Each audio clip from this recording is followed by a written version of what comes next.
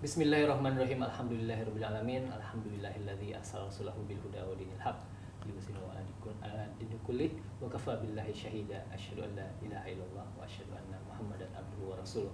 Allahumma shalli ala sayyidina Muhammad wa ala ali sayyidina Muhammad. Assalamualaikum warahmatullahi wabarakatuh. Ikhwan akhwat yang dirahmati Allah.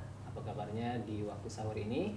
Masih dipancarkan ya dari Jalan Masjid Silaturahim nomor 36 Kalimagis Cibubur Bekasi, Radio Silaturahim dan juga hasil visual untuk Islam yang satu. Semoga di waktu sahur ini keberkahan juga rahmat dari Allah Subhanahu wa taala masih senantiasa menaungi kita semua ikhwan akhwat. Dan kembali hadir program acara Sahur Bersama Tokoh. Di kesempatan ini ikhwan akhwat saya tidak sendiri, Rizal Haq ditemani oleh kameramen kita ada Bang Robi, Bang Imam dan juga Bang Acid. Kita saat ini tengah berada di sekitaran Warung Buncit ya, Pejaten ya tepatnya, yaitu di Gedung Republika. Iwanawat saat ini kita bertemu dengan Pemred Republika, yaitu Mas Irfan Junaidi. Beliau merupakan Pemred Republika saat ini yang sudah memasuki tahun kedua ya, mendapatkan amanah menjadi Pemred di Republika. Saya sampaikan dulu beberapa informasi tentang beliau ya. Beliau ini lahir di Cilacap 8 September 1973, menyelesaikan pendidikan sarjana komunikasi di Vkom Unpad tahun 1997 dan juga program magister di Cranfield University di tahun 2009. Beliau mempunyai seorang istri yang bernama Yuli Triswarni, seorang jurnalis juga, alumni jurnalistik Vkom Unpad, dan 3 orang anak, yaitu Nazimah, Darin, dan juga Manar. Kita sapa narasumber kita. Saat ini kita akan bincang-bincang dengan beliau kurang lebih sekitar 60 menit ke depan. Assalamualaikum warahmatullahi wabarakatuh Mas Irfan. Waalaikumsalam Mas Rizal. Kabar baik dan sehat ya Mas Irfan? Alhamdulillah sehat walafiat. Terima kasih yang pertama ya, terima kasih sudah menerima kami dengan kesibukannya. Iya. Kami terima kasih juga dikunjungin sama Rasil ini, suatu kehormatan. Alhamdulillah. Nah Mas Irfan yang dikenal sebagai pemimpin redaksi di harian atau koran nasional yang cukup besar yang dikenal di masyarakat ini dengan nuansa keislaman juga. Yeah. Sebelum kita bicara tentang Republika, kita ingin tahu sosok Mas Irfan itu seperti apa sih? Pendengar juga bertanya-tanya karena kita banyak menggali tokoh-tokoh ini dari sisi profilnya langsung. Iya. Mengenal lebih dekat. Republika ini kan kalau untuk pendengar asli itu sudah tidak asing lagi gitu ya. Banyak pembaca dan banyak pendengar yang mendengarkan berita-berita yang kami kutip dari Republika. Baik itu Republika koran dan juga Republika online ya. Masya Allah ya. Nah Mas Irfan, bisa ceritakan nggak masa kecil Mas Irfan seperti apa sih? Sehingga sekarang bisa jadi pemimpin redaksi di surat kabar yang ya cukup terkemuka lah di Indonesia ini. Iya. Sedikit mungkin gimana? Iya, terima kasih banyak. Assalamualaikum warahmatullahi wabarakatuh. Sebenarnya kalau bicara masa kecil ya, nggak ada yang istimewa dari kehidupan masa kecil saya. Saya lahir di kampung, di desa, yang waktu itu ya boro-boro fasilitas pendidikan yang memadai ya. Kita ya sekolah di SD Impres gitu yang sangat umum lah, seperti umumnya anak kecil biasa, main di sungai, bersepeda, hujan-hujanan dan seterusnya lah, yang ya mungkin anak-anak kecil zaman sekarang nggak akan menemukan itu gitu loh. Iya. Nah hanya memang saya bersyukur lahir dari orang tua yang punya jiwa pendidik yang kuat. Bapak saya almarhum guru SD. Nah kemudian ibu saya memang ibu rumah tangga tapi punya passion untuk mendidik anaknya itu luar biasa. Jadi kedisiplinan, kemudian ya pendidikan agama.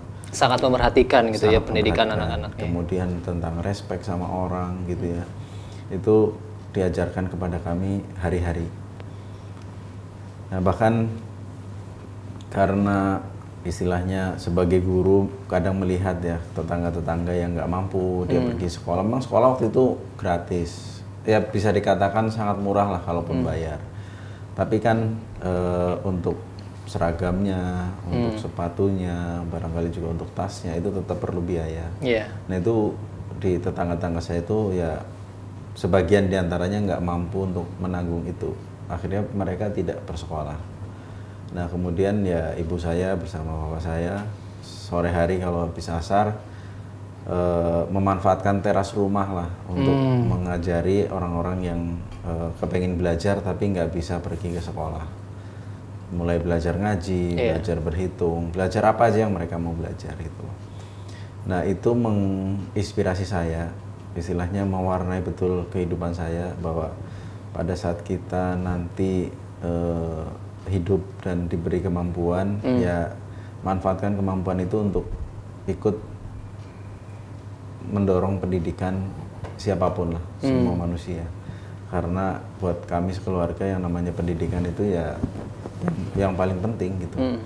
Bagaimana mungkin kita istilahnya bisa punya pengetahuan yang baik, bisa punya respect yang baik, kalau kita tidak punya kesempatan untuk dididik dengan baik. Nah itu kami rasakan sampai sekarang manfaatnya. Sampai kelas 4 SD saya masih tinggal di rumah bareng sama orang tua. Begitu masuk kelas 4 SD, orang tua kemudian menaruh saya di sebuah masjid untuk tinggal di situ. Tetap sekolah seperti biasa, tapi tidur di situ, nyuci baju sendiri, masak apa segala macam. Istilahnya melatih saya untuk mandiri. Jadi marbot juga apa gimana? Ya kadang-kadang kita ikut bantu-bantu ngepel, bersih kamar mandi gitu ya. Mau Jumatan kita siap-siapin sajadah apa segala macam lah gitu. Tapi pagi hari kita berangkat sekolah, ke sekolah umum biasa. Itu sengaja ya orang tua menyimpan masa depan di Iya, situ? memang ditaruh di situ. Ya nggak nanya sih, mau nggak kalau di sini gitu ya. Saya bilang ya sudah mau aja gitu loh. Memang nggak terlalu jauh dari rumah, jarak masjid sama rumah mungkin sekitar 1 kilometer. Mungkin itu salah satu proses pendidikan juga ya dari orang tua ya? Iya, saya merasakan itu bagian dari latihan untuk mandiri saya, tadi ya? Bisa menghadapi kenyataan hidup yang sesungguhnya. Kalau saya di rumah kan mungkin mau makan, mau mandi, mau apa semua juga sudah tersedia gitu ya. Nah dengan begitu kan mau nggak mau saya harus memanage diri saya. Kapan saya harus mandi, kapan saya harus nyuci baju karena baju kotornya udah banyak misalkan. Kapan saya harus masak karena saya perlu makan gitu. Kapan saya harus berangkat sekolah, mengerjakan PR gitu ya. Nah nanti pulang sekolah ya kembali lagi ke masjid itu. Kemudian nanti habis asar kita ikut ngaji seperti biasa. Itu usia berapa Mas? Kelas 4 SD. Kelas 4 SD? 4 SD itu ya mungkin kira-kira 9-10 tahun. Iya. 10 tahun ya udah terus di situ, terus di masjid itu saya tinggal, saya ya bergaul sama teman-teman. Kemudian sampai saya lulus SMP itu tinggal di masjid itu. Nah begitu lulus SMP, kakak saya di Jogja ngajar jadi guru. Kemudian juga orang tua dan kakak bersepakat untuk mengirim saya sekolah di Jogja, sehingga saya lanjutkan untuk tidak tinggal di rumah. Kemudian saya ke Jogja. SMA tuh di Jogja? SMA, diterima di SMA Muhammadiyah 1. Nah ya sudah lulus SMP saya langsung ke Jogja. Yang ya ke rumah itu hanya sebentar sesekali gitu. Karena memang udah terbiasa Karena mandiri ya? terbiasa di luar rumah. Iya. Jadi udah saya merantau ke Jogja ikut sama kakak saya. Dan ya di situ saya diberikan tantangan kemandirian yang lebih besar lagi karena sudah jauh dari orang tua ya. Kemudian jarak antara tempat kos dengan sekolah juga jauh. Dihadapkan pada kehidupan kota yang berbeda dari kehidupan di kampung gitu ya. Nah itu ya menjadi bagian dari pelatihan saya untuk tahu tentang kehidupan lah. Untuk bisa melihat warna-warni kehidupan yang sesungguhnya. Nah, di SMA Muhammadiyah 1 saya ya lulus sampai kelas 3. Kemudian ya sambil bantu-bantu kakak saya ngajar kan. Jadi istilahnya ya saya ikut kakak sambil bantuin kakak saya ngajar. Kadang-kadang dia nggak sempat yang urusan domestik, nyuci baju nggak sempat, ngepel kamar kos apa segala macam nggak sempat. Dibantu ya itu saya kerjakan sebelum sekolah atau pulang sekolah itu saya kerjakan itu. Di saat teman-teman di sekolah saya SMA Muhammadiyah itu SMA yang lumayan favorit. Ya di saat teman-teman saya mungkin tidak harus melakukan itu untuk itu, tapi ya saya lakukan dengan niat untuk memang berlatih gitu ya. Dan alhamdulillah sampai selesai lulus, kemudian saya daftar kuliah. Sebenarnya saya sempat masuk ke Sastra Indonesia UGM. Karena waktu itu saya ngefans betul sama satu kolumnis yang namanya Umar Khayyam. Nah, ngajarnya di situ. Umar Khayyam almarhum, makanya mengajar di situ. Akhirnya saya pilih kuliah yang dia ada ngajar di situ. Tapi kemudian saya ikut tes dan diterima di situ. Tapi kemudian ketika kembali, ya orang tua masih 50-50 lah untuk saya meneruskan kuliah di situ. Akhirnya saya nggak lanjutkan. Tahun depannya saya ikut lagi tes, tapi formulirnya saya serahkan ke orang tua saya. Silahkan diisi. Saya dulu A1 waktu SMA, ilmu fisik. Jadi ikut UMPTN itu bisa pilih tiga pilihan. Tapi saya serahkan formulir ke orang tua saya. Maksudnya orang tua nanti yang nentuin. Silahkan mau dipilihkan di jurusan mana, saya akan ikhtiar semaksimal mungkin untuk bisa diterima. Gitu. Nah, itu orang tua memilihkan saya jurusan jurnalistik. Karena waktu itu di panduan UMPTN, yang namanya jurusan jurnalistik itu hanya ada satu di Fakultas Komunikasi Universitas Pajajaran. Unpad ya? Iya, Unpad. Nah, itu sudah diisi di situ. Pilihan kedua ketiganya diserahkan, dan yang 2-3 kamu isi sendiri aja. Nah, saya sebenarnya passion untuk di elektronika. Nah, kenapa ke jurnalistik itu? Ya, itu orang tua saya gitu ya? punya feeling, punya taste gitu ya. Nah, saya pilih di pilihan kedua, saya tulis elektronika instrumentasi. Karena memang saya dari SMP itu ikut ekstrakurikulernya pun ekstrakurikuler elektronik. Bikin bel rumah, bikin radio. Itu kampusnya di mana pilihan keduanya? UGM juga. UGM juga karena mungkin masih berpikir tentang Jogja lah gitu Ya, ya. udah ini ya udah nggak asing lagi dengan Jogja ya. Seperti rumah kedua kali ya. Teman-teman juga udah di situ banyak. Udah banyak ya. Tiap hari saya juga lewat UGM kalau berangkat ke sekolah gitu ya. Nah, kemudian pilihan yang ketiga saya pilih kedokteran. Kedokteran karena waktu itu memang istilahnya dokter tuh mahal, dan saya punya cita-cita kalau misalkan saya keterima ya saya kepengen deh istilahnya mengabdikan diri saya untuk menjadi dokter buat semua orang yang mampu maupun yang nggak mampu gitu. Saya siap untuk melakukan itu. Cuman memang barangkali doa orang tua ya, itu yang sangat kuat. Saya ikhtiar pokoknya semaksimal mungkin saya belajar. Ketika pengumuman ujian masuk perguruan tinggi dibuka, ya saya masuk di jurusan jurnalistik itu. Ya udah, saya nggak punya pengalaman apapun tentang Bandung, tentang Pajajaran. Saya nggak punya saudara kandung ada di situ. Akhirnya ya saya berangkat saja Bismillah, karena memang orang tua barangkali mendoakan itu gitu loh. Itu bagaimana kan passionnya tadi kan di elektronika, terus orang tua memang memilihkan ke jurnalistik. Iya.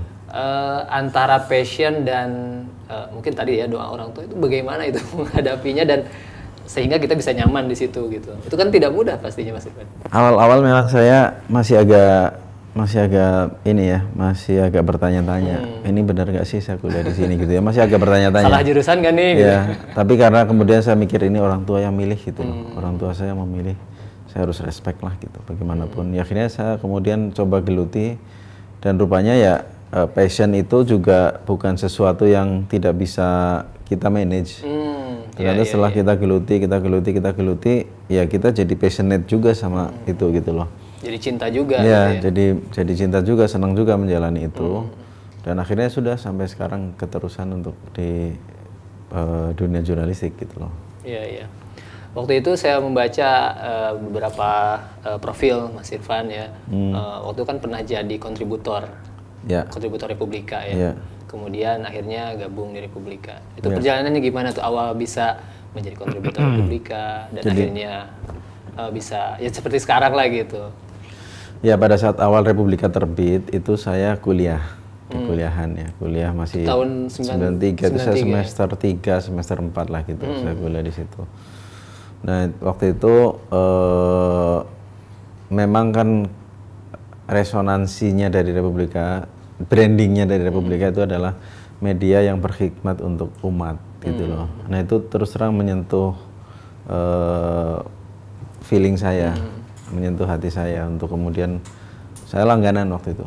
Jadi dengan teman-teman iuran udah kita langganan dengan panggilan untuk istilahnya ingin berkontribusi juga membela gitu umat ya, ingin membantu kehidupan umat. Maksudnya ingin menguatkan komitmen keumatan gitu.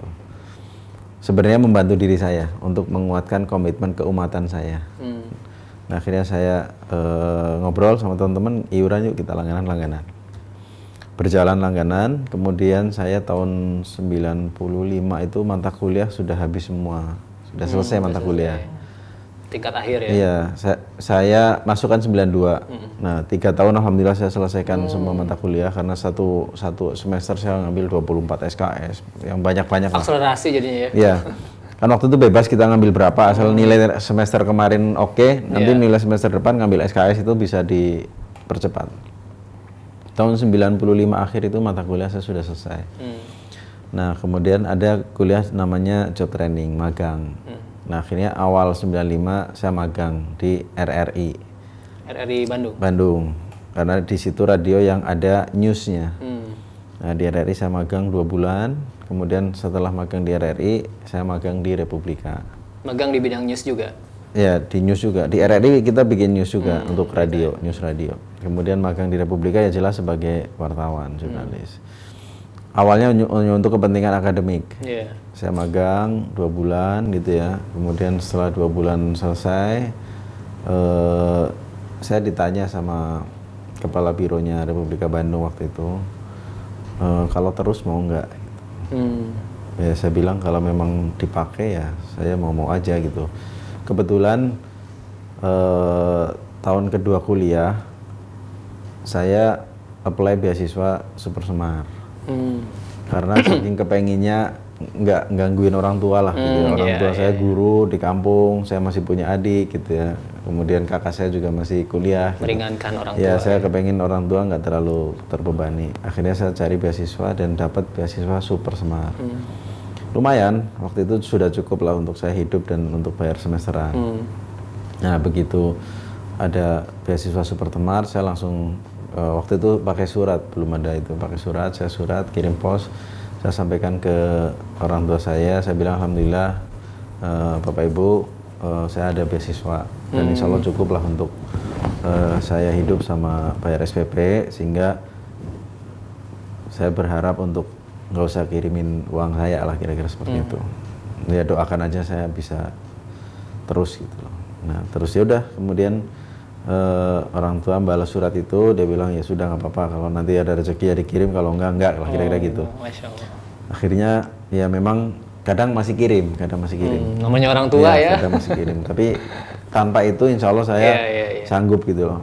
Nah terus kemudian ketika ditawari pekerjaan itu, ya saya akhirnya terpikir itu, saya memang belum selesai kuliahnya, tapi mata kuliah sudah habis. Nah akhirnya saya masuk lah, saya jawab ya kalau memang masih dipakai ya saya mau gitu. Usia berapa tuh saat itu? Saya masih 20-an lah, 20-an ya. Masih 20-an, 21, 22 gitu. Nah, akhirnya saya masuk, gabung, kemudian ya terus saya menjadi kontributor, dibayar per tulisan gitu ya. Tapi karena istilahnya passion, kemudian jadi kecanduan untuk di situ, saya lupa dengan kuliah. Akhirnya waktunya banyak saya habiskan untuk meliput dan seterusnya lah, mengikuti sistem kerjanya di Republika. Dan itu alhamdulillah ya rezeki Allah lancar lah dari situ. Saya udah sampaikan nggak usah sama sekali, saya udah dapat pekerjaan gitu. Bahkan ketika dikirim saya kembalikan lagi, kembalikan lagi gitu ya. Karena kirim udah, balik lagi. Ya, saya kira-kira udahlah buat Bapak, mungkin buat Ibu lebih perlu gitu ya. Nah, saya terus sampai akhirnya 98 saya dapat surat dari kampus bahwa sudah 7 tahun kuliah gitu. Padahal mata kuliah tadi udah selesai semua gitu, udah tinggal skripsi mungkin. Tinggal skripsi aja, memang belum. Tinggal skripsi aja saya diingetin gitu. Sudah dapat peringatan ya. Dapat peringatan ini untuk segera menyelesaikan skripsi, kira-kira begitulah. Akhirnya ya saya berusaha untuk membereskan skripsi. Waktu itu awal-awal ada email dan internet. Akhirnya bahan penelitian saya adalah bagaimana keberadaan internet ini merubah pola kerja wartawan. Kalau sebelum ada internet orang harus ketemu langsung dan seterusnya ya. Sekarang dengan adanya internet ternyata udah mulai sedikit berubah. Pakai email, kemudian searching data pakai website dan seterusnya, itu saya jadikan skripsi. Eksperimennya di Republika yang gampang, karena sebagian teman-teman kita di sini juga sudah familiar ya. gitu. Saya jadikan bahan skripsi, dan kemudian ketika saya present di depan para penguji malah justru belum menguasai betul tentang internet ini. Itu karena memang baru saat itu ya. Memang hal baru. Akhirnya pertanyaannya yang enggak lah, macam-macam itu yang enggak relevan sama skripsi. Tapi ya dengan cepat akhirnya udah lulus lah gitu ya. Iya. Diluluskan dengan nilai B+, nggak A sih, memang B+, karena mereka nggak ngerti internet itu apa sebenarnya. Tapi is okay lah buat saya, mau A+, mau B+, mau apa, nggak penting, yang penting saya lulus kuliah, gitu ya, selesai, karena amanat orang tua kan. Jadi udah selesai kuliah, saya ditarik ke Jakarta. Kemudian diangkat sebagai karyawan tetap, waktu itu pas lagi bersamaan dengan reformasi. Tahun 98 ya? Rame-rame reformasi. Nah kemudian ya proses reformasi berjalan, saya ada di peristiwa-peristiwa ikut liputan saat itu. Semanggi 2, yang tembak-tembakan itu di sidang istimewa dan seterusnya, itu saya menjadi saksi lah di situ, ikut meliput, ikut melaporkan dan seterusnya. Ya udah berjalan terus, selesai reformasi ganti presiden, kemudian ada yang rame-rame untuk referendum di Timur Timur. Nah saya dikirim ke sana untuk liputan tentang proses referendum dari awal sampai akhir. Nah, terus ya udah keterusan terus sampai sekarang untuk kerja di Republika. Nah, Mas Irwan, ketika kuliah tadi kan katanya ketika Republika lahir ada apa istilahnya Sen ingin ikut mengembangkan ya, meskipun secara tidak langsung gitu. Nah, memang jiwa seperti itu atau dunia dakwah atau dunia aktivis memang sudah mulai digeluti atau seperti apa saat kuliah atau kapan? Sebenarnya saya nggak tahu jiwanya jiwa apa ya, tapi yang jelas ini saya begitu melihat sesuatu yang nyambung sama hati saya, yang saya yakini itu baik, ya apapun ya saya usahakan. Ini contoh lah, pada saat awal-awal masuk kuliah itu kan dulu ada namanya ospek, ospek yang wajib harus ikut lah, ditakut-takutin ke gunung, apa ditampar, push up, macam-macam gitu ya. Sama senior ya. Sama senior. Nah itu hati saya merasakan ini nggak bener gitu loh. Itu relevansinya apa? Saya malam-malam dijeburin di air, sama saya kuliah. Nanti di perkuliahan memang ada mata kuliah dijeburin ke air apa gitu loh. Kan nggak relevan. Terus gimana akhirnya? Saya memboikot semua jenis ospek. Saya nggak ikut ya? Sama sekali semua jenis ospek, mulai dari ospek jurusan, fakultas, universitas, apa saya nggak ikut. Karena nggak ada relevansinya. Nah itu kemudian diikuti oleh 4-5 orang teman saya. Ada konsekuensinya nggak? Ya sebenarnya nggak ada, cuman karena ditakut-takuti nanti kamu nggak boleh nggak ikut ospek, nggak boleh pinjam buku catatan ke temen, nggak boleh pakai jaket alma mater, sesuatu yang buat saya nggak penting gitu. Saya nggak biarin deh gitu ya. Iya, nggak pakai jaket alma mater juga nggak masalah gitu. Nanti nggak boleh aktif di pers kampus gitu-gitulah. Nah itu kemudian ya diikuti oleh beberapa teman. Memang sudah mulai kritis ya saat itu ya? Entahlah, pokoknya intinya sesuatu yang saya nggak seret gitu, sesuatu yang di hati saya nggak nyaman, ya saya tinggalkan gitu. Dengan segala konsekuensi dan risikonya. Dan sebaliknya, sesuatu yang di hati saya memang nyaman. Ya saya upayakan dengan segala risikonya saya perjuangkan. Nah, itu kemudian diikuti oleh sekitar 4-5 orang teman, nggak ikut ospek juga. Nah memang kenyataannya setelah ospek berlangsung, ya saya nggak boleh tuh masuk ke, waktu itu ada pers kampus, nggak boleh bikin jadi bagian dari itu gitu loh. Tapi ya sudah, nggak apa-apa, akhirnya kita berlima bikin sendiri, bikin pers kampus sendiri. Waktu itu bikin tabloid di kampus, kemudian kita coba running bisnisnya, jadi kita bikin tabloid, kita kasih kontennya itu bukan berita-berita tentang kampus semata, tapi kita masukin waktu itu karena masih itu ya, jadi kita bikin tabloid, namanya tabloidnya tabloid politik.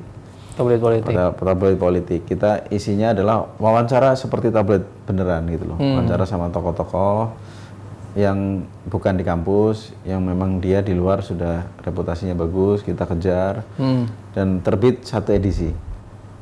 Ketika terbit 1 edisi itu isinya lumayan istilahnya diterima lah. Dijualin itu? Dijual, kita jual ke mahasiswa. Teman-teman ya. Kita nyetak 3.000 eksemplar. Wah, banyak juga. Satu eksemplarnya 1.000 habis. Hampir habis lah, hampir habis. Nah, dan pada saat itu, setelah itu hampir habis, kita mulai coba berpikir untuk sponsor. Kita datang ke Telkom, kita datang ke Golkar, kita datang ke itu. Alhamdulillah mereka bantu kita, kemudian ya diiklankan apa segala macam lah. Kita sampaikan kita cetak 3.000 udah hampir habis gitu loh. Kemudian sama percetakan kita juga akhirnya jadi punya bargain karena dia tahu kita nyetaknya 3.000. Akhirnya udah boleh nggak kita nyetak bayar separuh harga, tapi nanti display iklan percetakan itu dipasang di tablet itu. Percetakan mau, ya udah nggak apa-apa, nanti halaman belakang diisi promo tentang percetakan itu deh gitu. Yang penting kita bayarnya separuh harga. Pers kampus kalah tuh saat itu. Nah, saya kemudian gini, nggak tahu secara nama sih mungkin mereka lebih kuat lebih dulu ya. Kemudian secara dana kan dia disupport sama kampus. Ya. Nah, tapi kemudian setelah kita terbitin itu teman-teman yang sudah established di pers kampus yang lama itu approach. Istilahnya boleh nggak kita digabung aja gitu ya, kayak gitu-gitulah. Saya bilang sebenarnya dari awal ini kan terbuka untuk siapa saja. Kalau memang mau gabung, ayo gabung gitu ya. Kalau memang situ punya keinginan untuk mengembangkan itu ya kita nggak masalah, kita berteman seperti biasa aja. Urusan begini kok dibikin terlalu politis gitu ya. Akhirnya sebagian mereka gabung. Dan kemudian sampai akhirnya kita lulus kemudian kita serahkan ke kampus itu tabloid dengan segala aset yang kita punya kita serahkan, dan itu masih ada sisa uang kira-kira mungkin ada 8 jutaan lah waktu itu. Saat itu ya, mungkin ada 8 sebelum krisis moneter saat itu ya? Ya menjelang lah, menjelang itu kayaknya ada sekitar 8 jutaan kayaknya ada. Persisnya lupa lah, tapi ada uang gitu ya. Ada uang, ada surplus peralatan gitu ya. Kemudian kita serahkan, tapi begitu diserahkan ya karena memang beda ininya tidak diteruskan. Tapi itu buat kita menjadi ajang pelatihan yang penting lah. Peninggalan yang baik ya itu. Ya, 95 kan saya sudah mulai 96 kan saya sudah mulai magang dan seterusnya, jadi sudah nggak ngurusin itu lagi. Sampai sekarang masih ada atau udah nggak ada? Udah nggak ada. Sudah nggak ada. Ya termasuk pers kampus yang established juga sekarang udah nggak ada. Udah ganti lagi sama yang lain gitu. Nah, itu yang saya jalankan. Orang nyebutnya apa pemberontak apa-apa, saya nggak punya planning untuk mendesain diri saya mau di mana memberontak, aktivis apa segala macam. Buat saya predikat-predikat itu ya nggak inilah, entahlah gitu ya. Yang penting pokoknya asal itu serak sama perasaan hati saya, feeling saya oke, ya saya ikhtiarkan dengan segala resikonya. Dan begitu memang itu nggak serak, nggak nyaman saya dengan itu, ya saya hindarkan dengan segala resikonya gitu. Baik. Nah, Iwan Awad, kita sudah 30 menit ya bincang-bincang dengan Mas Irfan. Bagi kalian yang baru bergabung, kita saat ini tengah bincang-bincang dengan Mas Irfan Junaidi, Pemred dari Harian Republika. Kita saat ini tengah berada di gedung Republika ya, di Buncit Raya Iwan Awad. Dan kita jeda dulu Iwan Awad, kita akan lanjutkan bincang-bincang yang insya Allah lebih seru nanti ya, yang disampaikan oleh Mas Irfan. Kita akan kembali selanjutnya seperti ini.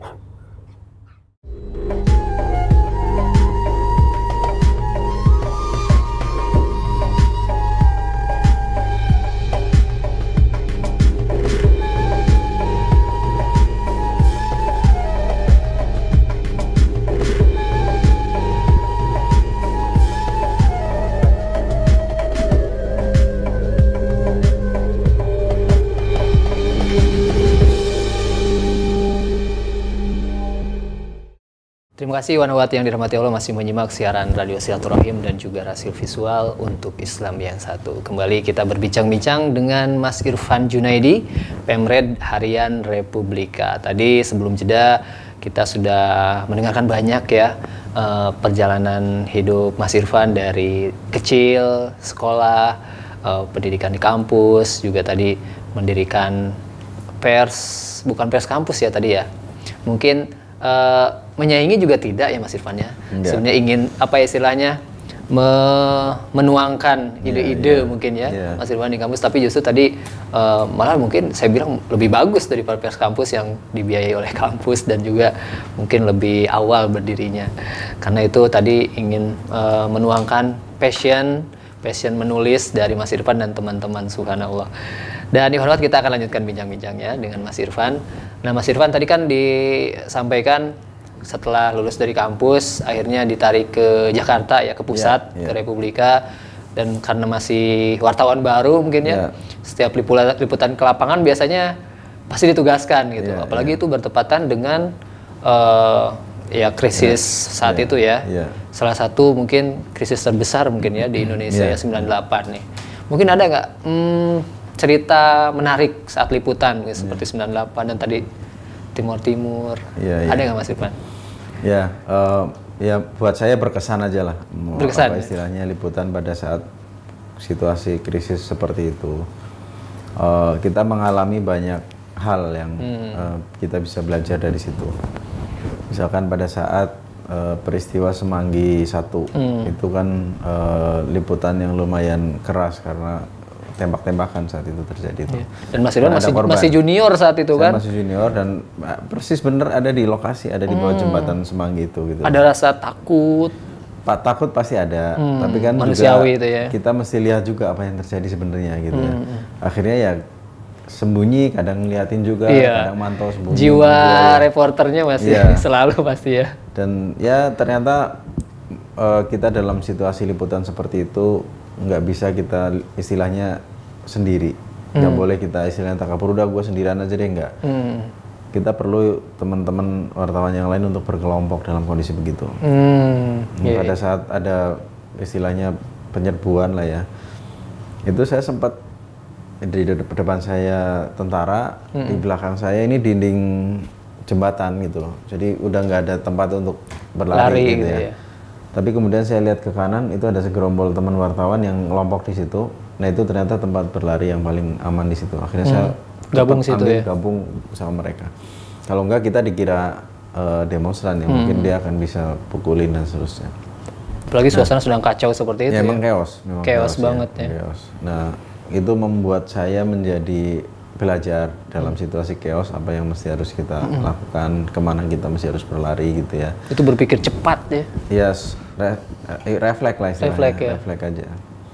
Nah terus kemudian saya belajar juga ketika ke Timur bahwa yang namanya manusia, sejahat apapun dia, sebenci apapun dia, asal kita menyentuhnya itu dengan kebaikan, asal kita berkomunikasinya itu secara baik-baik, itu dia akan baik sama kita. Istilahnya dari hati ke hati mungkin ya? Iya, ya dia ini aja resiprokal aja. Pas kita berikan energi yang baik, dia akan baik sama kita. Dan pada saat kita berikan energi yang negatif, sebaik apapun orang itu, nanti responnya energi negatif juga yang akan masuk sama kita. Dan Timur itu kan buat saya waktu itu antah berantah, nggak tahu ini tempat apa, nggak ada saudara di sana, nggak ngerti apa yang terjadi di sana gitu loh. Nah tapi kemudian saya ditugaskan untuk meliput ke sana, ya bismillah, saya dibawain rompi anti peluru segala itu yang beratnya 25 kilo itu kalau saya pakai. Saya minta doa ke orang tua, saya ditugaskan ke Timur. Itu sudah berkeluarga belum ketika ke Timur? Ketika Timur belum. Belum ya? Belum. Nah saya minta doa ke orang tua, ya udah akhirnya saya berangkat aja. Timur. Hari pertama, hari kedua saya masih pakai jaket anti peluru itu. Karena mereka antara yang pro kemerdekaan sama yang pro otonomi itu sama-sama pegang senjata rakitan. Dan senjata rakitannya itu berupa senapan, ujung ininya selongsongnya itu dari pipa paralon yang pipa besi itu. Dan pelurunya adalah paku yang dipotong-potong, masukin ke dalam. Kemudian dikasih tabung yang di situ isinya bubuk. Kadang mereka isi korek api yang item-itemnya dikumpulin jadi satu, gitu ya. Atau obat petasan atau apa ya, bahan peledak pokoknya. Nah pada saat mereka mau nembak itu dihentak pakai pemicu. Nah ini di dalam ini kan tekanannya udah gede, begitu kena hentakan dia meledak, ceker.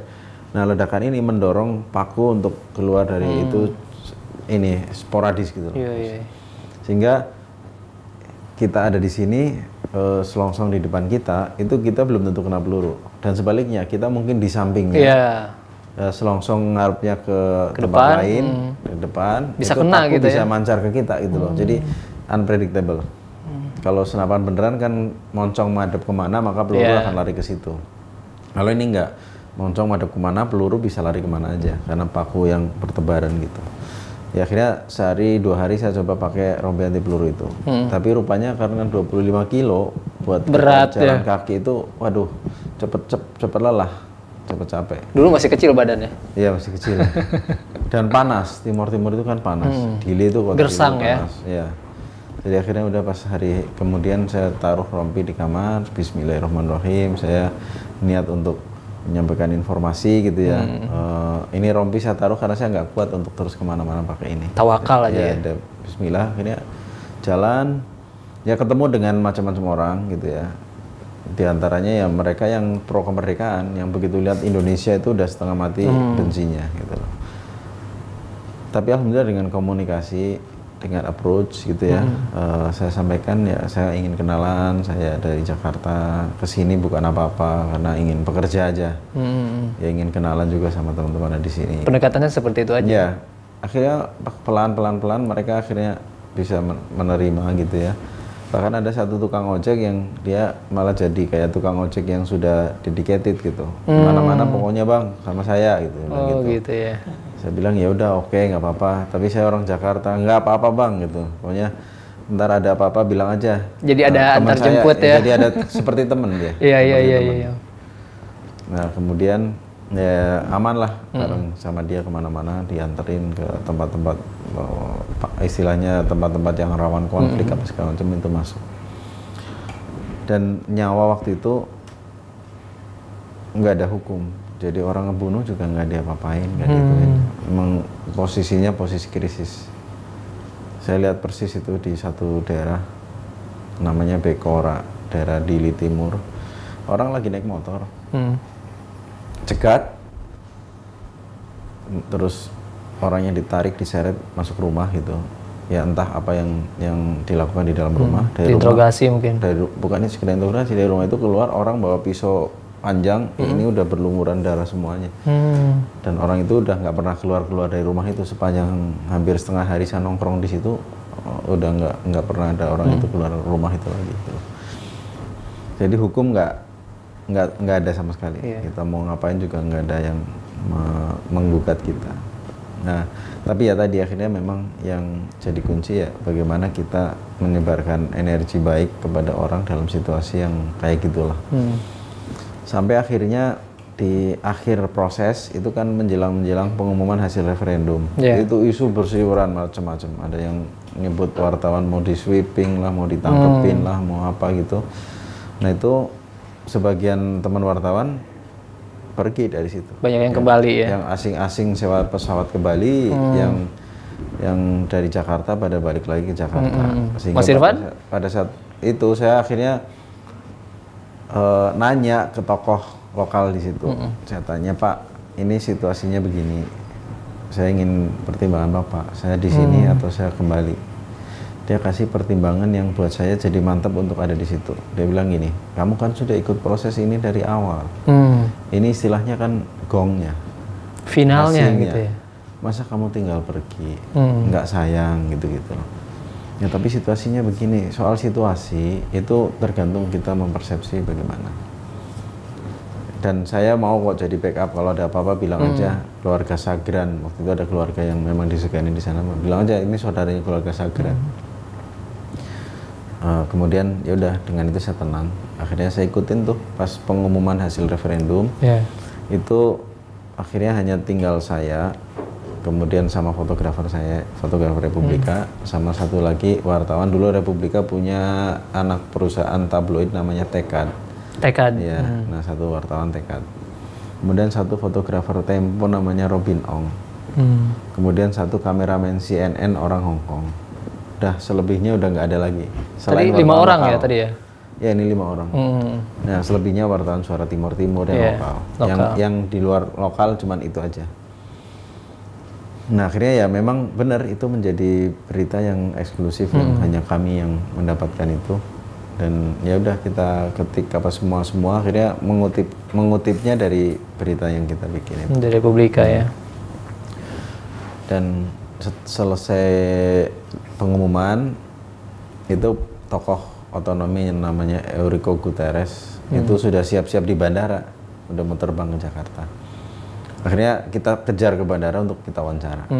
Dilalah pas wawancara itu saya berdiri di belakangnya Eurico, jadi nyodorinya gini. Nah itu dari depan kamera CNN nyorot ke situ. Kelihatan jadinya. Begitu itu kan disebar kemana-mana itu. Iya, seluruh dunia ya. Semua TV karena nggak ada yang lain ngambil gambarnya dari situ semua. Jadi semua TV nyarin itu nyarin gambar saya.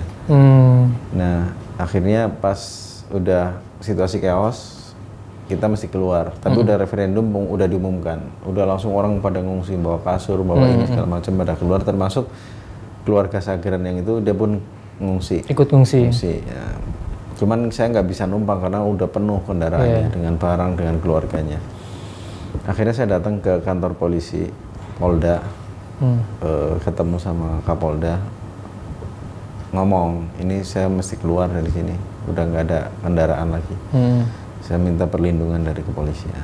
Bilang yaudah, ntar ikutan rombongan pengungsi berangkat sore, kamu naik mobil Brimob aja paling depan. Akhirnya udah kita naik truk Brimob itu. Sepanjang perjalanan itu ada banyak checkpoint yang secara mandiri dibikin oleh masyarakat yang pro kemerdekaan. Karena tidak ingin ini kemudian membuat orang Timur pada keluar daerah. Mereka nggak senang eksodus gitu. Tetap di sini aja aman kok gitu kira-kira lah. Tapi mereka checkpoint. Nah diperiksa yang KTP-nya KTP Timur diturunkan. Suruh balik lagi, nggak ngungsi. Nah saya kan KTP-nya KTP sini jadi aman. Hanya memang proses perjalanannya menuju Atambua itu jadi panjang sekali. Kita berangkat jam 1 siang, jadi habis sholat duhur itu berangkat. Sampai Atambua itu sudah mau subuh. Saking banyaknya checkpoint tadi. Saking banyak checkpoint gitu ya. Dan ya akhirnya lama lah di jalan. Kemudian sampai Atambua, kita subuhan. Terus pagi harinya, kita tinggal di kantor polisi tuh. Pagi harinya kita coba cari charteran kendaraan untuk bisa ke Kupang. Ya, NTT sehingga, ya? Iya, sehingga kita bisa nginep di penginapan lah gitu ya, nggak di kantor polisi. Uang banyak, saya dibawain uang banyak, tapi ternyata nggak berguna setelah dalam situasi begitu karena orang nggak kepengen uang, orang kepengen selamat semua keluar gitu loh. Bahkan waktu itu ditawarin tuh Pak, beli rumah saya 4 juta aja, satu rumah harganya 4 juta aja, beli deh Pak. Wah, mau buat apa gitu ya. Tapi kemudian saya ngerasa bahwa bukan segala-galanya namanya uang. Betul. Dalam kondisi kayak gitu nggak laku. Nah, akhirnya udah sampai Atambua kita cari charteran, itu udah penuh, udah semua orang nyari charteran. Tapi untung ada satu orang yang lihat TV, nonton wajah saya di TV itu. Kemudian mengenali, ini Bapak yang masuk TV kemarin Eurico Guterres ya. Sudah iya ngobrol lah macam-macam ya Pak, saya perlu untuk kembali ke Jakarta untuk bisa pulang dan hanya ada flight dari Kupang gitu. Udah kita anterin aja gitu. Akhirnya satu mobil dipakai dia untuk kita nganter kita berempat waktu itu. Wartawan semua tuh ya? Ya saya, fotografer Republika, wartawan Tekad sama fotografer Tempo Robin Ong.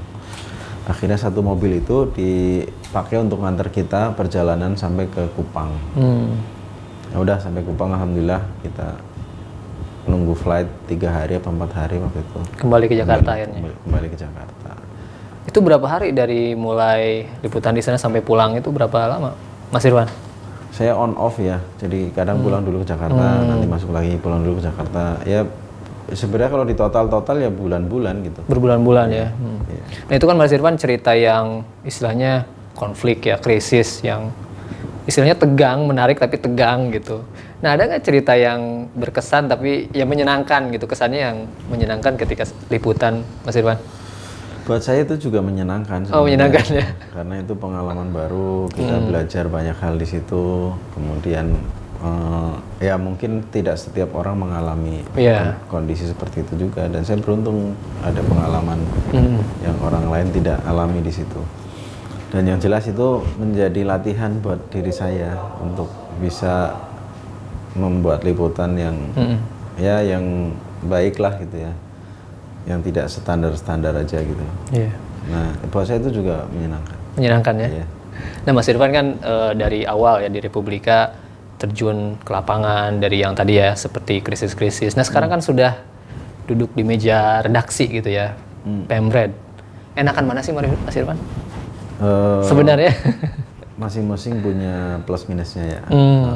Tinggal bagaimana kita menata. Kita kan melihatnya wah udah enak nih Mas Irfan nih gitu. Ya sama lah. Jadi gini, kita saat ini diamanati untuk menjadi menemani teman-teman di redaksi. Ada tantangannya juga karena kan semua itu menjadi tanggung jawab yang harus saya panggul. Ada konten yang keliru, ada data yang tidak akurat, ada apa itu ya saya harus mempertanggungjawabkan itu semua. Penanggung jawabnya ya, Pemred. Sehingga itu juga bukan hal yang ringan yang bisa dipikul karena memastikan istilahnya setiap huruf harus saya pastikan itu benar gitu loh.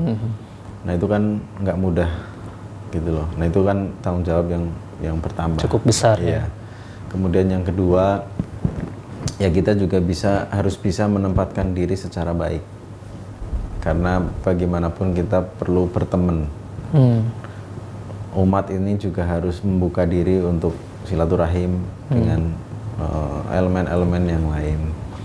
Nah ini juga bukan tugas yang ringan, yang kalau orang mungkin tidak punya kecintaan akan bosan menjalaninya.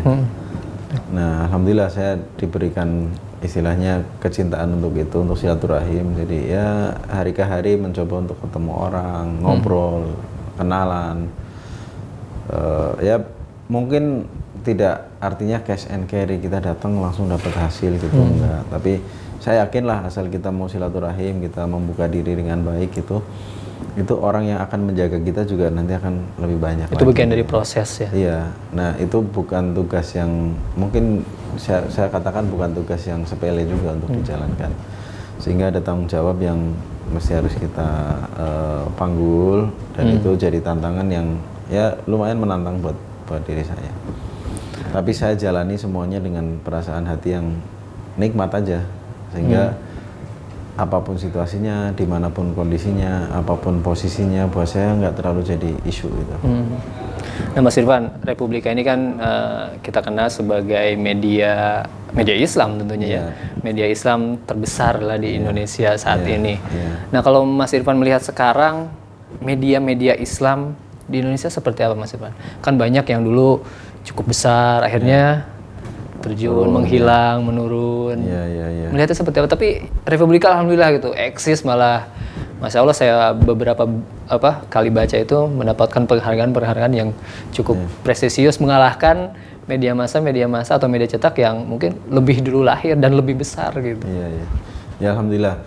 Jadi intinya gini, kuncinya pertama asal kita bisa meyakinkan kepada semuanya dalam satu tim itu untuk bekerja ini kan sebenarnya amanat. Jadi karena ini adalah amanat, maka pekerjaan ini harus kita jalankan harus dengan penuh keikhlasan. Amanah dari umat ya. Amanah dari umat boleh, amanah dari Allah juga boleh gitu ya. Pokoknya intinya amanat yang harus kita jalankan.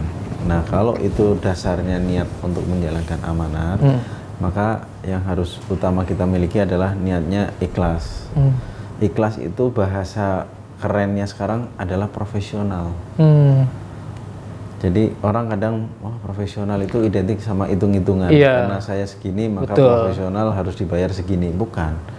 Profesional itu ikhlas mengerjakan sesuatu dengan hatinya. Bayangkan sesuatu yang dikerjakan dengan hatinya itu hasilnya akan jauh lebih maksimal ketimbang sesuatu yang dikerjakan atas dasar hitung-hitungan. Itu bisa banyak buktinya lah. Kita membordir kain kita kerjakan dengan hati, itu pasti hasil bordirannya itu akan jauh lebih mulus, lebih rapi, lebih bagus gitu dibanding kita membordir kain karena dasarnya hitung-hitungan. Lu bayar sekian, ya udah gua bordirnya sekian dah. Lu bayar mahal nih, ya udah bordirnya agak gua bagusin dikit. Nah, profesional itu ikhlas, mau berapapun istilahnya kita kerjakan sepenuh hati sehingga hasilnya pun bisa jadi maksimal. Pertama itu. Kemudian yang kedua adalah soal integritas. Ya, integriti itu kita kerja udah nggak hitung-hitungan waktunya, udah habis jam kerja nih saya harus pulang. Enggak, kita kerja ya sampai selesai pekerjaan itu, benar-benar selesai baru kita pulang. Dan kita bertanggung jawab atas pekerjaan kita, nggak hanya asal beresin pekerjaan doang gitu, habis itu tinggal pergi. Itu bukan integritas. Yang ketiga, menjaga nama baik, karena bagaimanapun yang namanya nama baik itu penting gitu loh. Kalau kita sebutlah punya perusahaan sudah besar gitu ya, tapi nama baiknya tidak terjaga, maka secepat itu juga akan kempes. Nama baik itu bisa dibangun dengan tadi pekerjaan yang kita kerjakan secara profesional, kemudian dengan strategi yang bagus, dengan cara komunikasi yang bagus gitu ya. Nah, itu akan membuat kita nama baiknya bisa terus makin menguat, makin berkibar lah. Istilahnya ya tadilah, kita kembali lagi, kita mesti harus punya tabungan energi positif yang banyak. Tabungan energi positif. Sehingga pada saatnya tabungan energi positif ini bisa mengangkat kita, karena perlu energi kan. Kita tabung lagi, mengangkat lagi, kita tabung lagi, mengangkat lagi gitu. Nah, sebagian teman-teman media yang berkhidmat untuk umat Islam, saya lihat ya ada yang kurang lah. Sudah cukup bagus, tapi mungkin masih ada yang kurang tadi. Barangkali sebagian, coba kita introspeksi sama-sama. Apakah kita semuanya itu sudah mengerjakan penuh profesionalisme, atau hanya sekedar emosi gitu ya, ataukah tidak ikhlas gitu ya? Harus kita introspeksi bersama-sama. Mungkin ikhlas, tapi cenderung saya lebih emosional, sehingga karya-karya yang muncul juga karya-karya yang pakai tone, pakai nada yang emosional gitu ya. Nah, sepintas mungkin heroik kita mengungkapkan emosi, tapi kalau kita berpikir jangka panjang, bisa jadi itu menjadi kurang respect buat masyarakat secara umum. Nah, saya mencoba untuk menyampaikan hal ini kepada teman-teman di Republika, bahwa ya kita memang koran yang khidmatnya di umat Islam. Tapi tadi umat Islam yang benar-benar menebarkan energi positif buat semua manusia. Jangan sampai orang membaca kita terus malah justru dirugikan, justru dilukai, justru dipancing marah gitu ya, ditebarkan kebencian. Itu kayaknya bukan ajaran Islam yang dibawa oleh Rasulullah gitu loh. Karena ketika hal kecil aja, ketika Rasul berdagang, ketika Rasul berkomunikasi, itu semua umat nyaman kok dengan cara Rasul berkomunikasi, cara Rasul berdagang, semua umat nyaman gitu loh. Tidak hanya Islam gitu ya? Tidak hanya Islam, bahkan banyak cerita lah yang tadinya orang non-muslim ketika komunikasi Rasul baik segala macam, akhirnya muslim. Ketika ketemu Rasul dengan respect apa segala macam, yang tadinya benci jadi suka gitu-gitu. Para sahabat kan banyak yang ada juga yang kayak gitu, tadinya memusuhi luar biasa, tapi begitu ketemu Rasulnya ramah, respect, baik, akhirnya dia luluh. Dan nah, kita ingin membawa muatan-muatan Islam yang seperti itu, sehingga kita nggak ada sedikit pun niat pada saat menyampaikan konten untuk merugikan orang, untuk menjatuhkan, untuk mencaci maki, enggak, sehingga kita jaga itu betul. Nah, kemudian yang penting juga tadi, kita kerjakan dengan ikhlas untuk membesarkan Republika gitu loh. Nggak usah berpikir kita ini loh, kalau ikhlas nanti kita nggak ini dong gitu ya, nggak bisa hidup dong, gaji kita seikhlasnya dong gitu-gitu loh. Nggak usah berpikir tentang itu.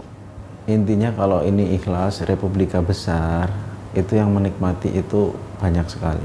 Bukan hanya kita, umat juga akan menikmati, bangsa ini akan menikmati, manusia akan menikmati. Nah, itu kan bagian dari jariah kita. Kalau itu terus banyak orang yang menikmati, ya mudah-mudahan pahala jariahnya terus mengalir kepada kita. Sehingga bekerja di sini niatkan untuk urusan duniawi dan niatkan juga untuk urusan ukhrawi gitu loh. Nah, mungkin kerja di tempat lain hanya urusan duniawi. Di sini ada benefit urusan ukhrawi. Akhirnya membuat teman-teman cukup bersemangat untuk menjaga bagaimana Republika ini bisa tetap survive. Itu secara internal. Kemudian secara eksternal sering juga saya berkomunikasi sama elemen-elemen lain untuk menyatakan begini, bahwa umat Islam ini besar, cuman kita masih senang main di kamar kita masing-masing. Akhirnya yang besar ini tidak terlihat seperti rumah besar, tapi tetap aja kelihatan seperti kamar kos yang sempit, umbel-umbelan gitu. Coba kamar kos ini kita buka, kita komunikasi satu kamar dengan kamar lain, itu nanti akan terasa suasana kebesaran rumahnya. Nah, Republika itu salah satu kamar. Dia akan menjadi besar kalau teman-teman elemen lain itu membuka pintu kamarnya. Karena nanti akan lihatnya Republika bukan sebagai kamar, tapi sebagai bagian dari rumah besar itu. Terus apalagi Basnas, lembaga zakat, atau ormas, atau apa, ini sebenarnya besar-besar. Tapi ya tadi, mengurung diri di kamar masing-masing. Sehingga mulai saat ini, ayo kita buka pintu kamar kos kita masing-masing. Ayo bareng-bareng gitu ya? Supaya terasa kita ada dalam rumah besar. Nah itu kemudian menggugah sebagian teman-teman itu ya untuk saling support. Nah kita coba posisikan Republika menjadi media yang milik semuanya, dengan tetap membawa aspirasi, membawa visi keumatan. Alhamdulillah sampai sekarang usianya 25 tahun kita masih 25 tahun ya survive, kita masih diberi kesempatan untuk menyapa masyarakat, bahkan akhirnya kita bisa lahir turunan-turunan produk lain selain koran. Kita bikin website juga, alhamdulillah bisa dicek datanya, satu hari viewer kita rata-rata 1 juta. Republika Online. Republika.co.id, republika.co.id. Kemudian dari situ kita buat satu lagi website yang khusus untuk travel Islam, haji dan umroh, namanya ihram.co.id. Kita coba kembangkan mobile application. Yang terakhir kemarin kita sebut bikin namanya Smart e-paper. Jadi koran tapi keluar bunyinya. Dan perintahnya itu suara. Iya. Nah Mas Irfan, kalau melihat ya perkembangan teknologi ini kan banyak juga ya media-media masa ini yang gulung tikar gitu ya. Media cetak khususnya ya. Nah Republika menyiasatinya seperti apa? Apa tadi memang lahirnya dengan republika.co.id itu ya melihat juga perkembangan teknologi seperti ini, melihat juga perkembangan media-media massa yang akhirnya gulung tikar gitu, karena tidak ikut perkembangan zaman teknologi ini gitu. Iya, kami pertimbangkan soal itu, bahwa memang dunia digital itu lahir dan tidak bisa dihindarkan, sehingga kita mencoba untuk hadir dalam produk-produk yang digital juga. Nah, tapi alhamdulillah dengan segmen kita yang kuat di umat, itu umat juga menjaga terus Republika, dan saya wajib berterima kasih kepada semua elemen umat yang sudah loyal sekali untuk menjadi bagian dari pembaca Republika. Ikut menguatkan ya. Itu terus terang menguatkan kita dalam situasi turbulensi begini, secara ekonomi, turbulensi karena ada serangan digital. Itu kami alhamdulillah tahun 2017 itu masih tumbuh. Oplahnya masih tumbuh, bisnisnya masih tumbuh, alhamdulillah. Nah, mudah-mudahan 2018 ini juga tetap tumbuh. Amin. Nah, cuman tadi kita tetap harus berpegang teguh bahwa bekerja di sini, bekerja urusannya dunia dan akhirat, itu yang jadi kunci. Nah, teman-teman kita coba jelaskan dengan itu menjadi tetap bersemangat untuk membesarkan Republik. Kalau menurut pandangan Mas Irfan sendiri, kira-kira dunia media cetak ini dengan sangat pesatnya media teknologi, kira-kira mungkin nggak akan artinya tidak digunakan lagi nantinya gitu?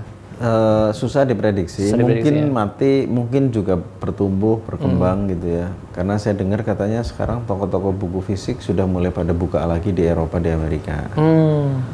Saya dengar juga sebagian koran sudah mulai menggeliat lagi gitu. Ya prediksinya nggak bisa dipastikan bahwa pasti akan mati. Memang secara hitung-hitungan matematika sekarang harga bahan baku kertas makin mahal. Kemudian orang juga lebih seneng bermain gadget gitu ya. Tapi digital semua. Tapi ya nggak bisa dipastikan bahwa udahlah pasti nanti akan mati gitu ya. Karena kita mengalami begini ini kan berkali-kali. Pada era awal 60-an misalkan, ketika muncul radio, isunya sama, koran mati nih pasti karena ada radio. Tapi ternyata radio ada dan koran ada. tetap berjalan.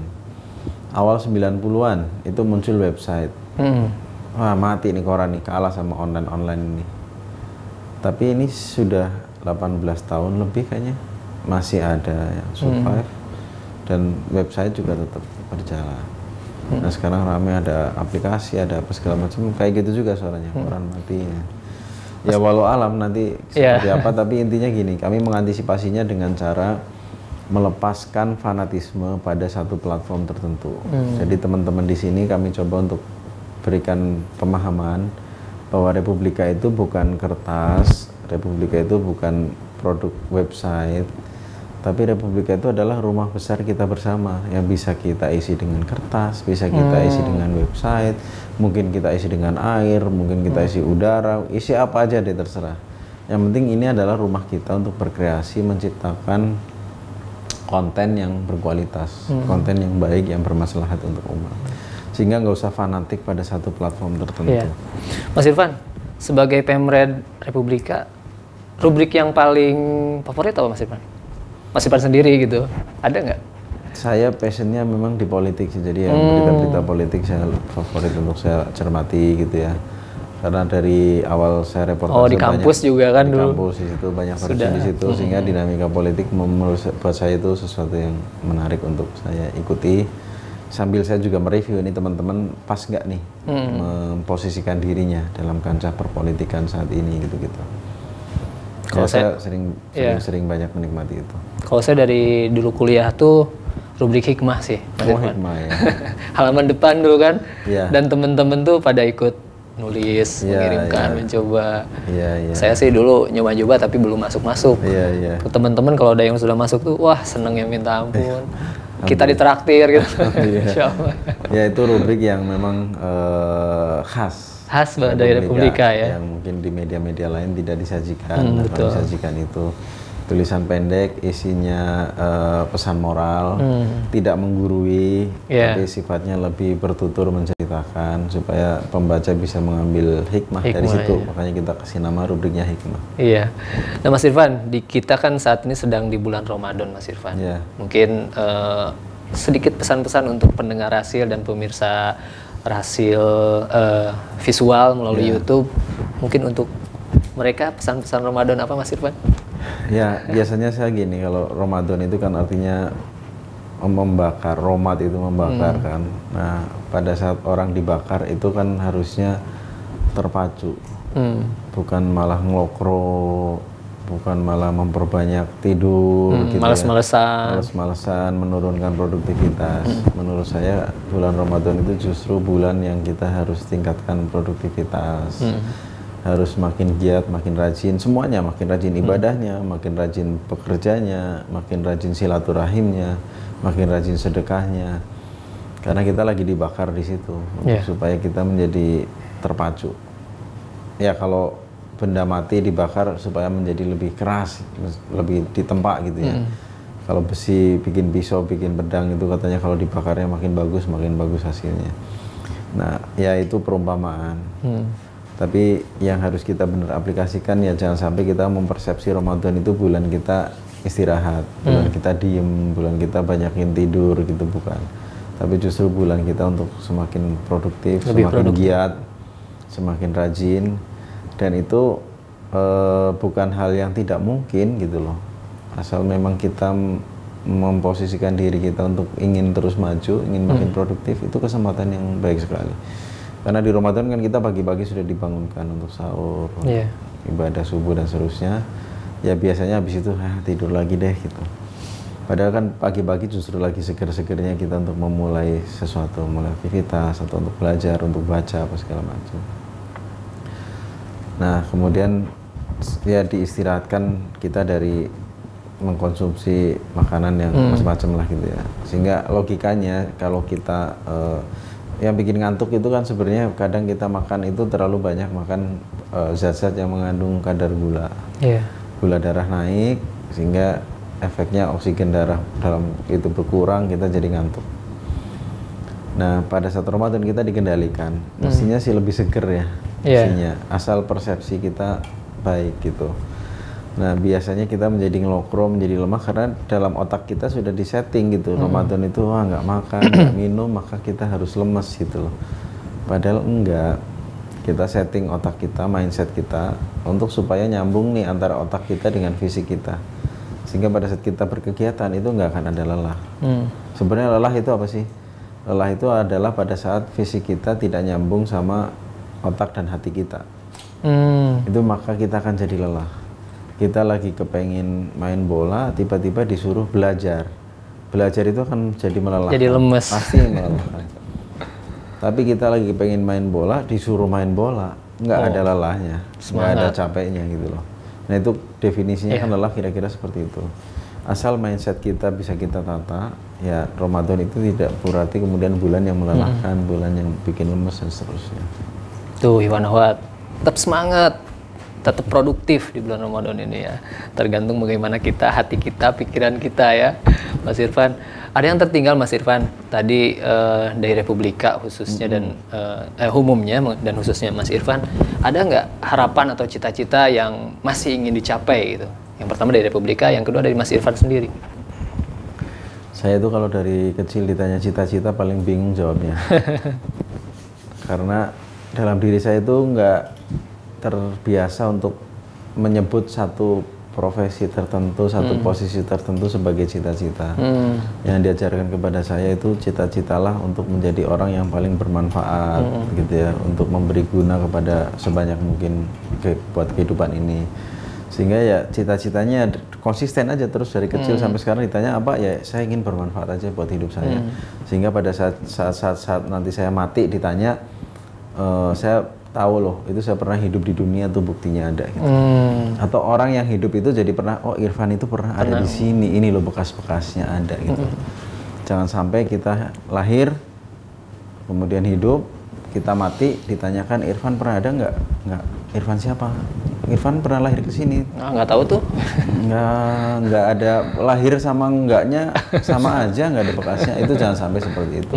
Jadi kalau ditanya cita-cita ya udahlah, kepengen bisa membuat prasasti dalam kehidupan ini, istilahnya saya prasasti lah.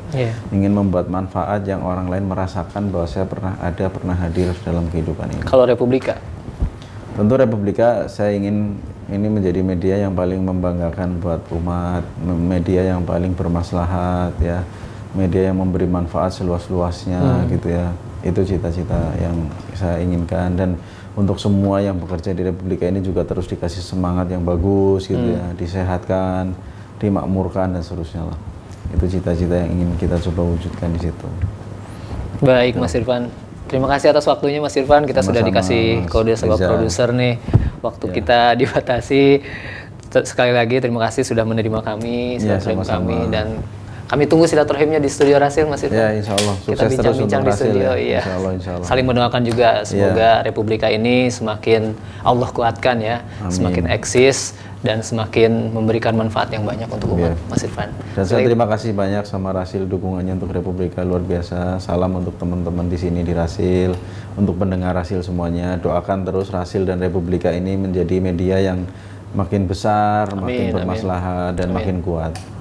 Amin, amin, amin, ya rabbal alamin. Terima kasih Iwan Ahwat atas kebersamaannya. Semoga Iwan Ahwat dapat memetik hikmah, pelajaran dari bincang-bincang kita di waktu sahur ini ya. Yang baru bangun mungkin selamat sahur, dan kita akan bertemu kembali besok di waktu dan jam yang sama dengan tokoh-tokoh lainnya. Akhirnya saya Rizal Al-Haq bersama Bang Acid, Bang Robi, dan Bang Imam yang bertugas dari Gedung Republika undur diri. Subhanakallahumma bihamdika asyhadu an la ilaha illa anta astaghfiruka wa atubu ilaik. Billahi taufik wal hidayah. Wassalamualaikum warahmatullahi wabarakatuh.